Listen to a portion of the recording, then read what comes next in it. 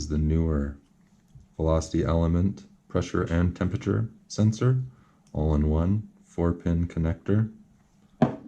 These are definitely the way to go at this point. We no longer use any of these sensors, always this sensor. Cost-wise, more cost efficient, more accurate, and the 2-in-1 design keeps things super simple for wiring and for install. 22. Again, this is that velocity element pressure and temperature sensor, good for 0 to 150 psi. This is essentially the same sensor most ECU manufacturers are also selling now. The retail is right at about $100. The velocity element one should come in a little bit cheaper than the others, and you do still get the plug pins as well as optional fittings for the bottom there to make for a super easy install. This sensor is actually not an NPT thread like the old pressure sensors that everybody is used to running. So this actually has a bevel or an angle on the bottom here that it seats or seals onto. Alternatively, you can also use a crush washer or like a rubberized washer on this surface here. I prefer to seal on the seat personally, but there are a lot of people that seal on this bottom surface here. Now, the number one place we use these sensors is going to be for oil pressure and oil temperature. That allows for some great fail-safe strategies. With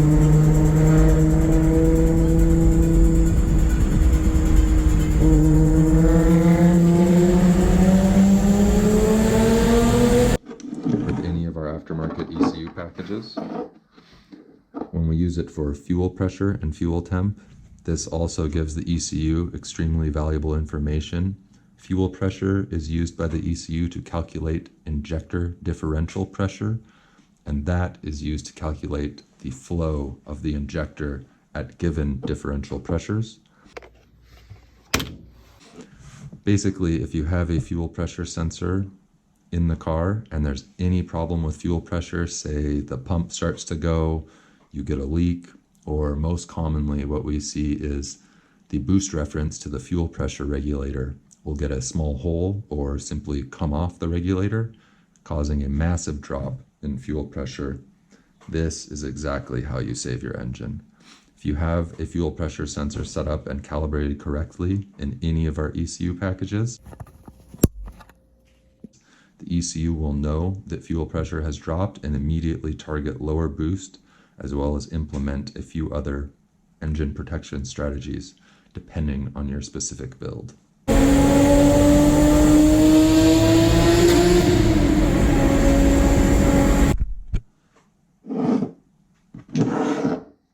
Now, if you still have any of these older sensors and they work, I wouldn't say you need to replace them with the newer one, but as any of these fail, I would no longer recommend buying any of them. Just replace it with the single pressure and temp sensor. You do not have to use both pressure and temp inputs. Say if you're only replacing one stainless steel fuel pressure sensor and you do not need or have wiring to have the fuel temperature from the dual sensor, you only have to run pressure 3 pins, just like the old sensor. Super easy to use, highly, highly recommended.